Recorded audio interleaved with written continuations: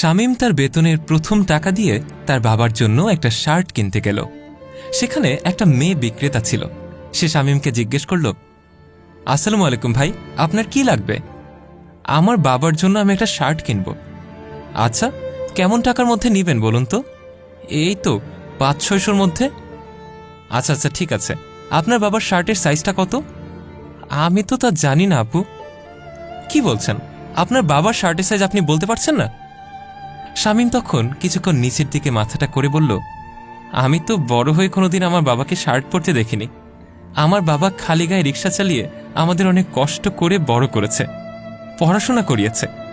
কখনোই তার জন্য নতুন একটা শার্ট কেনার টাকা তার কাছে ছিল না।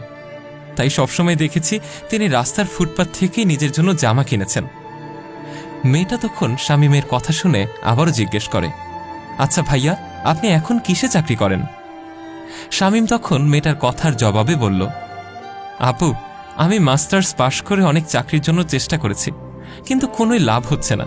যেখানেই চাকরির জন্য যাই, পরীক্ষায় পাশ করি, কিন্তু ভাইবার সময় আর ডাকে না, কারণ সবাই টাকা দিয়ে চাকরিটা কিনে নেয়।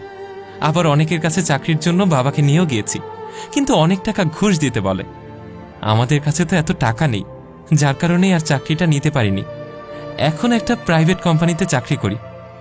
আচ্ছা আচ্ছা, তো কত টাকা বেতন পান আপনি? এই তো 10,000। মেয়েটা তখন শামীমকে বলল, এত অল্প টাকা দিয়ে ঢাকা শহরে কিভাবে চলেন? আর বাড়িতেই বা কত টাকা পাঠান? শামীম বলল, আমার মাসে 5 থেকে 6,000 টাকা খরচ লাগে, আর বাকি টাকা থেকে 2,000 টাকা নিজের হাত খরচ রেখে আমি বাকি টাকাগুলো বাড়িতে দিয়ে দিই।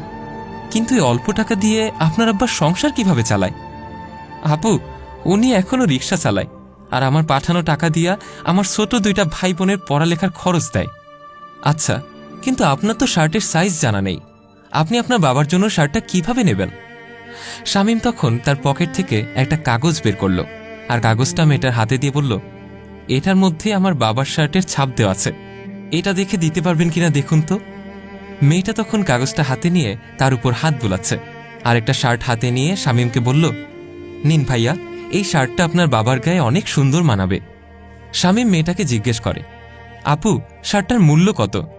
আপনার জন্য মাত্র 500 টাকা। শামীম তখন তার শার্টে টাকা দিয়ে যখন চলে যাচ্ছিল, মেয়েটা তখন পেছন থেকে ডেকে বলে, ভাইয়া একটু দাঁড়ান তো।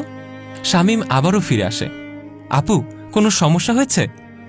মেয়েটা তখন আরও একটা শার্ট নিয়ে বলে, নিন, এটা আপনার বাবার জন্য। না না আপু, এটা কেনার মতো টাকা তো আমার কাছে নেই।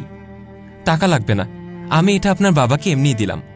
আর যখন আপনার বাবাকে আপনার দেওয়া শার্টটা দিবেন, তখন আমার দেওয়া শার্টটা আপনার বাবাকে দিয়ে বলবেন, এটা আপনার আরেকটা মেয়ে দিয়েছে। না না আপু, এসবের কোনোই দরকার নেই। মেয়েটা তখন তার চোখের পানি ফেলে বলে, প্লিজ ভাই, আপনি আমার শার্টটা নিয়ে যান। আমি এই শার্টটা দিলাম কারণ আপনার বাবাকে যাতে এই শার্টটা ছিঁড়ে যাবার পর আর খালি গায়ে না থাকতে হয়। তখনই শামীম মেয়েটার দেওয়া শার্টটা হাতে নিয়ে বলল, আপু, আপনি অনেক ভালো একজন মানুষ। এই ঢাকা শহরে এখন পর্যন্ত আমার সাথে অনেক মানুষের সাথেই দেখা হয়েছে, কথাও বলেছি, কিন্তু কখনো আপনার মতো একটা মানুষ পাইনি। মেয়েটা তখন শামীমকে আরও বলে, ভাই, আপনার কাছে আমি একটা জিনিস চাইব, আমাকে কিন্তু সেটা দিতে হবে। আপনাকে দেওয়ার মতো তো আমার কাছে কিছুই নেই। আচ্ছা বলুন, কি দেব? ভাইয়া, আপনার বাবার শার্টের ছাপ দেওয়া কাগজটা আমাকে দিতে হবে। শামীম তখন তার শার্টের পকেট থেকে কাগজের টুকরোটা বের করে মেয়েটিকে দিয়ে চলে যায়।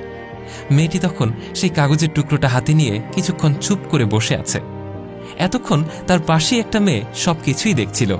সে এবার এসে মেয়েটাকে জিজ্ঞেস করে, আপু, তুমি এত দামি একটা শার্ট ওনাকে এমনি এমনি দিয়ে দিলে কেন?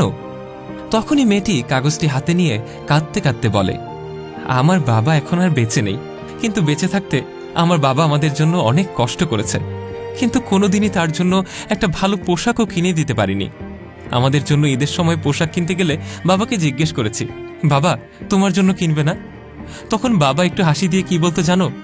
মা, আমার জন্য তো গত ঈদেই জামা নিয়েছিলাম, ওটা তো এখনো গায়ে দেওয়া হয়নি, কিন্তু ঈদের দিন যখন আমরা নতুন জামা পরতাম, বাবা তখন ঠিকই একটা পুরনো জামা পরে ঈদের নামাজ পড়তে যেত। আমি তখন জিজ্ঞেস করতাম, বাবা, তোমার না নতুন একটা শার্ট আছে, তাহলে তুমি পুরনো শার্ট পরছো কেন? তখন বাবা হেসে বলতো, মারে, বড়দের আবার ঈদ আছে নাকি? এখন আমাদের অনেক টাকা পয়সা আছে, কিন্তু আমার বাবা তো আর নেই। বাবা যখন ছিল তখন বাবাকে একটা শার্ট কিনে দেবার মতো সামর্থ্য আমার ছিল না। আজ নিজের বাবা তো নেই, যদি অন্যের বাবাকে সামান্য কিছু উপহার দিয়ে খুশি করতে পারি তাহলে মনে হবে আমি যেন আমার বাবাকেই খুশি করছি। মেয়েটার এই কথা শুনে অপর মেয়েটিও খুবই খুশি হয়। ভিডিওটি ভালো লেগে থাকলে লাইক, কমেন্ট এবং শেয়ার করতে ভুলবেন না। কমেন্ট বক্সে জানান আপনার মূল্যবান মতামত।